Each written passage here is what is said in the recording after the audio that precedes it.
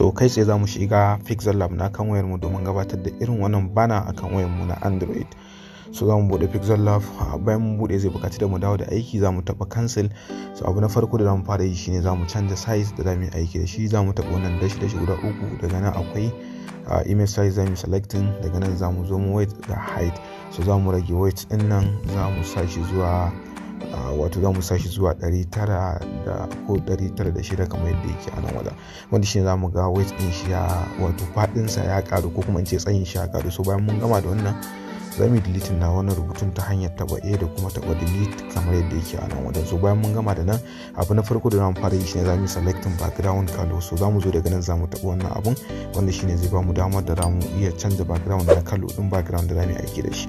So za mu yi selecting color kamar yadda yake a nan. So zan taba color, daga nan akwai kaloli da na aiki da su. So wannan ita ce kalan da na samu don nan background.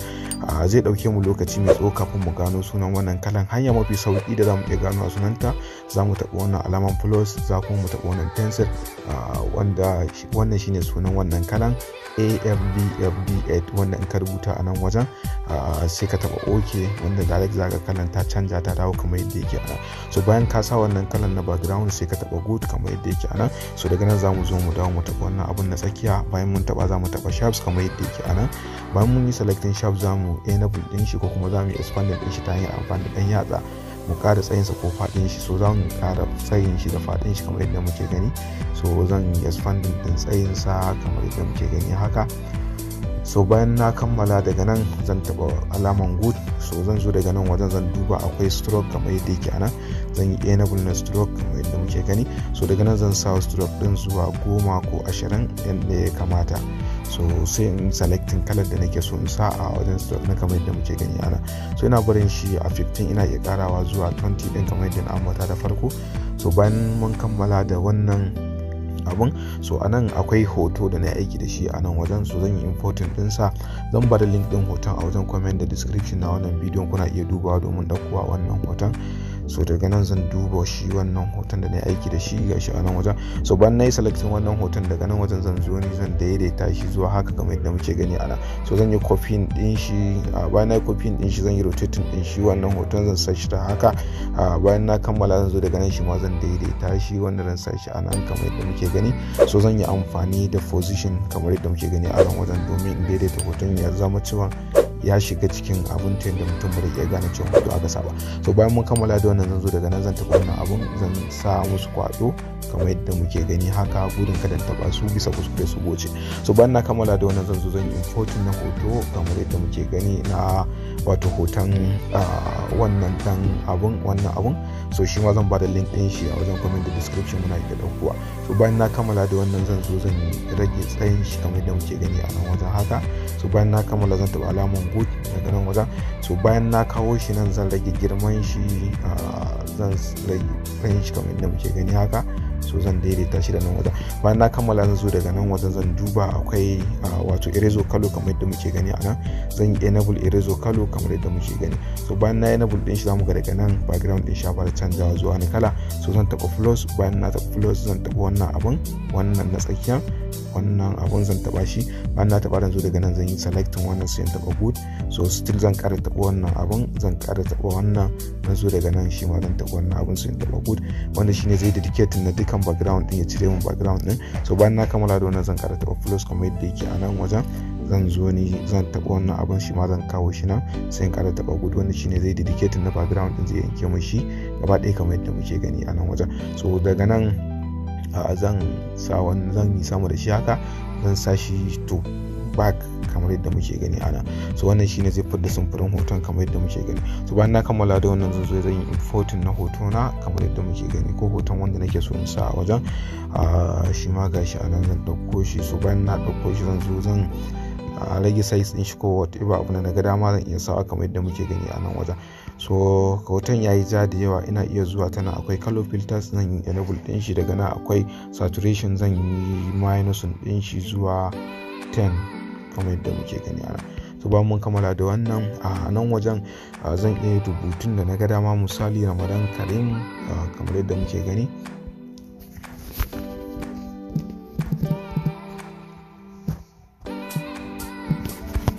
so bayan mun kammala rubuta Ramadan zan taba OK, zan yi moving rubutun zuwa inda nake so kamar yadda muke gani ana. Sorry,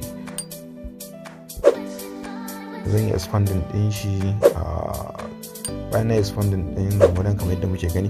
So daga nan zan zo in duba AB wato font kamar yadda muke gani a nan wajen. Zan yi enable din shi, zan yi select rubutun da na ga dama wani ran sa Ramadan din nan kamar yadda muke gani. Akwai rubututtuka iri-iri da yawa, so ina iya selecting wanda na ga dama sai in sa mazannin fashion ko wani abu makamancin haka. So daga nan zan yi selecting, so akwai my phone, so zan zo ni duk rubutun da na ga dama dai ina iya sawa. Ban so da gama cewa na alakanta bidiyon da link ta yadda zai gundari mutane. So in na ga dama ina iya sa wani rubutun bai shi na iya canza wani. So bayan na kammala zan taba copying wanda muke gani a nan wajen. Zan canza wani rubutun, ko zan canza shi sa Ramadan Kareem.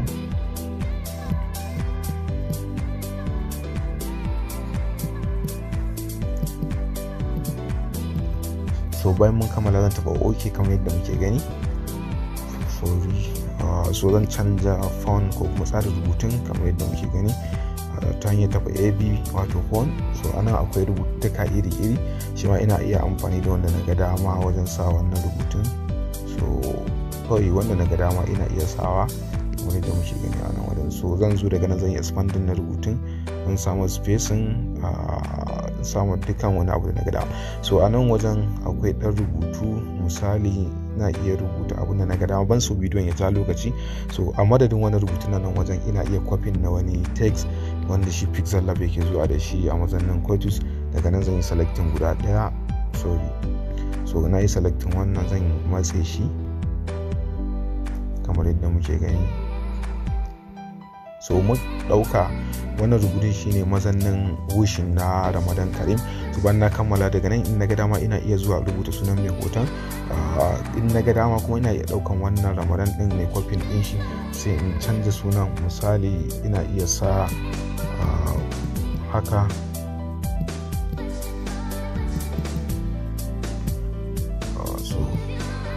so bayan mun kammala muna iya taɓa OK. So daga nan zan rage size na rubutun sosai, zan rage shi. So muna iya bai shi haka, rubutun yayi wani iri. So muna iya canza rubutun, fashion din nasa ya fitar daban, muna iya canzawa kamar yadda muke gani.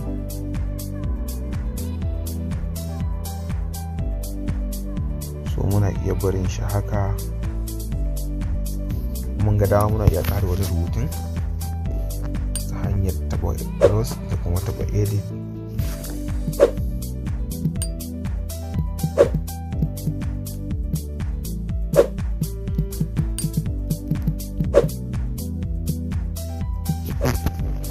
So wannan muna iya rage size din wani rubutun zuwa yadda muka ga dama. Ya kamata ya zama size din dama ya yi ƙasa da rubutun sunan, saboda shi wannan shi yake indicating wato kamar haƙƙin mallaka kenan. So bayan mun kammala da wannan, daga saman nan ina da sha'awa ina iya sa logo ko na makamancin haka. Dukkan abin da na ga dama ina iya sawa. Zan yi adin na logon Arewa Teach, zan sa a nan wajen, zan yi importing din shi daga kan wayana. So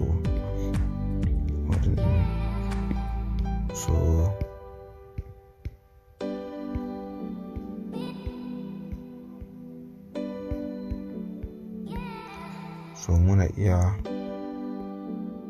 sa wannan. So daga nan zan zo zan rage size din shi.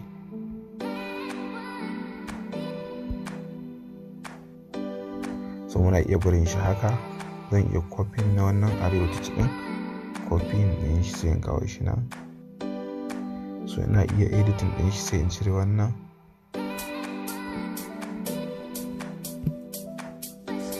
So daga nan zan zo zan nemi spacing, zan yi enable na spacing. So muna iya barin shi haka, sannan za mu yi copy na shi wani rubutun, sai mu yi editing din shi, sai mu ce YouTube channel.